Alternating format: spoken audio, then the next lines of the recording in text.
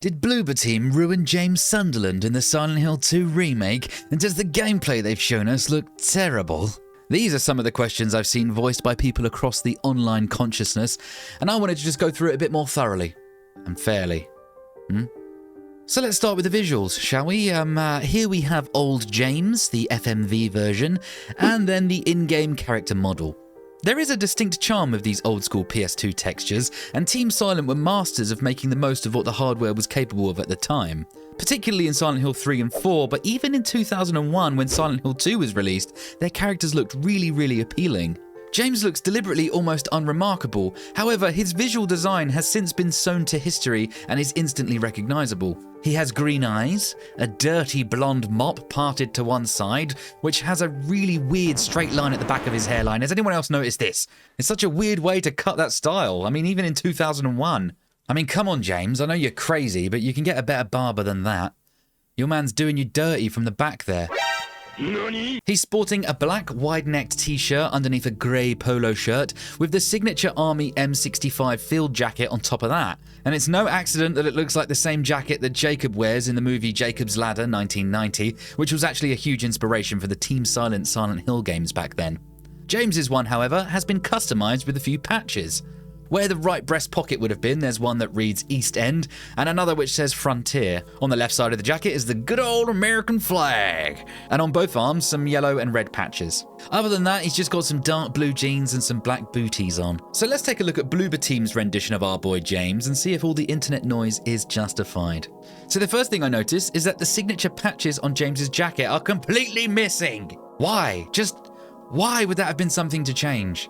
It is a bit of a weird detail to miss off of, the main protagonist of the game. Also, without the patches, his jacket just looks a bit more drab and has considerably less character to it. Who knows, maybe they were going to add the patches at a later time. And I hope they do, because it's weird that they're not there. The next thing I see is the new face. Now, I don't know if I've got the minority opinion here, and quite frankly, I don't care if I do or don't. I really like the way that the new James has been realised here. The initial trailer, the announcement trailer from the first Silent Hill transmission, I thought James looked really odd. Like way too angular, with sharper features, and he looked a lot older than I thought he would. But somewhere along the line in development, as Okamoto-san details in the Famitsu interview, which I have gone over in detail, so if you've missed that, there'll be a link in the description. They altered his appearance to make him look much younger and have rounder features. And I know some people in the comments of my other videos said that they preferred the first iteration of James from that revealed trailer, but just know that you're wrong, okay? No, I'm just kidding. But this latest version of James does look a lot closer to the original model in my opinion, and it was much more recognisable from a nostalgia point of view. The way that the cutscenes are using performance capture from the actors' faces in the remake is doing wonders, in my opinion, at selling the dialogue in a much more modern way. The little micro-expressions, such as what James does with his lip in this scene with Laura. Let go! I'm sorry, Laura, but I can't let you just run around this place. You might get hurt. Hurt by what? Look, just stay with me, okay? This is no place for a kid. Fine. But there's something I gotta get. Laura. It's important. What is it? Just adds that layer of cinematic quality that really makes me just want to kind of see more of characters interacting with each other. And I was really surprised about how good these looked in the most recent footage they've shown us. James does have a noticeably deeper voice now, and the lines are delivered much more professionally than they were back in the original version.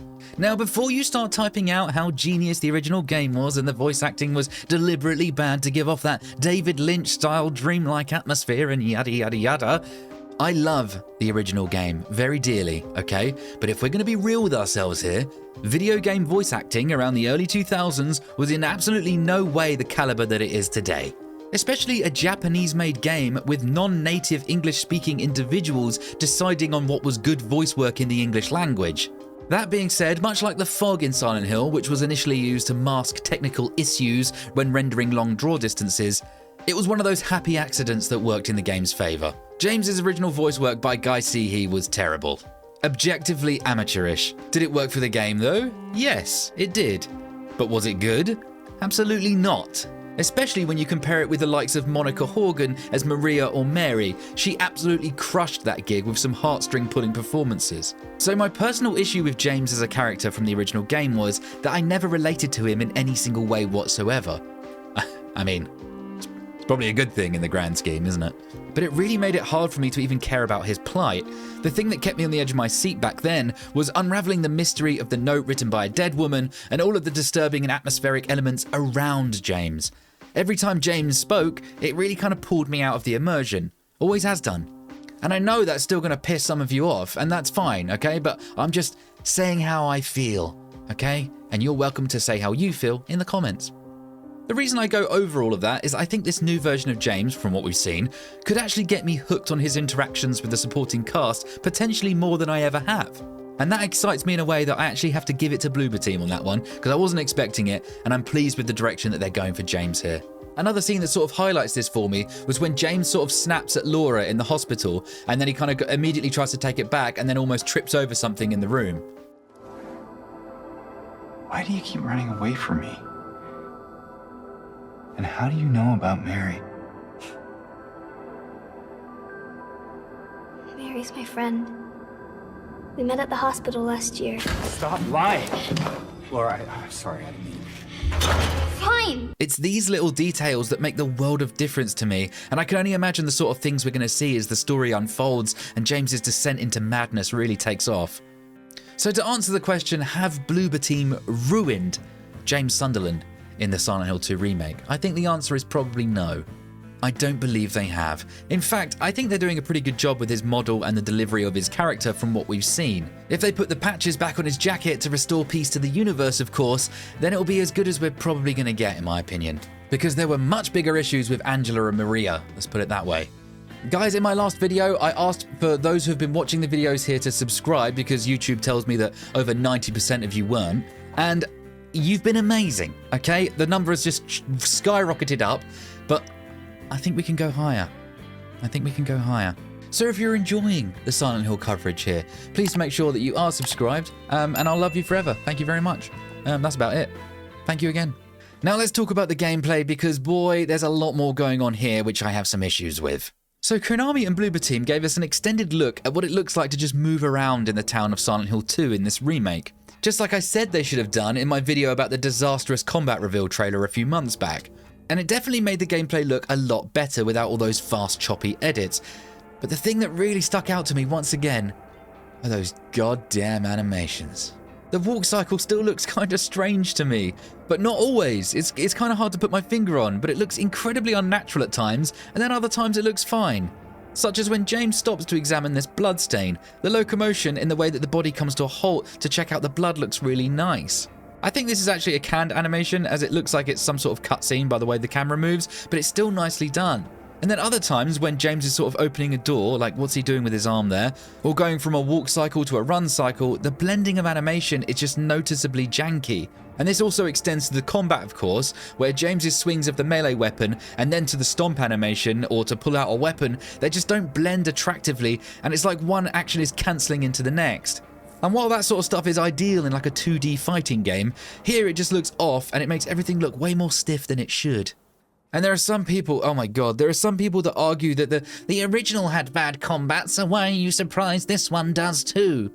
Because this was one of the areas that Bloober Team specifically said that they were trying to improve on the original. Why just make another type of bad? It doesn't make any sense.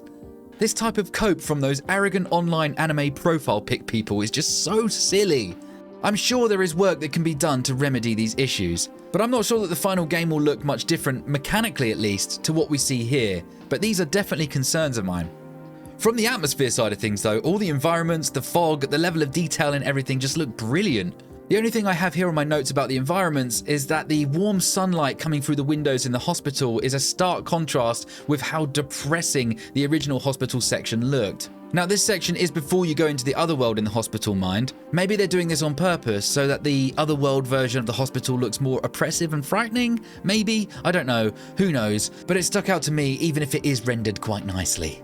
And there's been some talk about how saving the game will work in the remake, and while there haven't been any sort of official details, the glowing red save squares from the original seem to be intact here, as we see this one on the desk in this shot. And that's really great to see, as these save points have story implications, especially when you get to the hotel at the end of the game, so I'm glad that they made the cut here.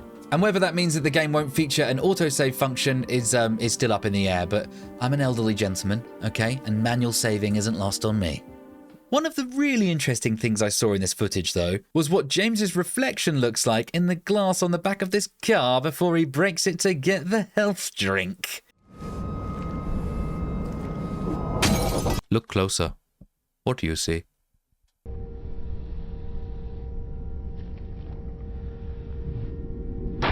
Is that Pyramid Head? Is that Pyramid Head as his reflection? This is one of those things which could be considered taking, extreme artistic liberties. It certainly wasn't as in your face as where I noticed it the first time, but if you were playing the game yourself instead of just watching a video, you could stand there and turn the camera and get a closer look. Maybe it's too on the nose. I personally think it's pretty cool, and it makes me wonder what other little details there are going to be to uncover. So for me, the gameplay they've shown doesn't look terrible. The animations are something that I hope can be polished a bit before release, but I'm not going to hold my breath. The exploration looks atmospheric and vibey, but I hope it isn't just a walking simulator like all of their other games. The combat, well, it's there. It's there, it's present. Is it good? I don't know yet, I haven't played it, but does it look good? Yeah. I've seen worse looking combat, though I wish it did look like something I was excited to get hands on with, but ultimately, the story is where this game has to be right. And so far it's looking like the cutscenes are produced well, and I'm digging the new voice work. I have an overall positive feeling about the game, albeit with a bunch of anxiety that the bad stuff will eventually outweigh the good stuff, but right now I'm going to go into the game with an open mind, as much as I can. But guys, join me on my next video where we're going to be going over the latest teaser to the Return to Silent Hill movie and seeing if it looks like it's shaping up to be anything worth getting a semi over, or if it's just going to be leaving us all notably flaccid. So make sure you subscribe with the little bell icon on, like the video for me if you can, and I'll see ya when I'm looking at ya.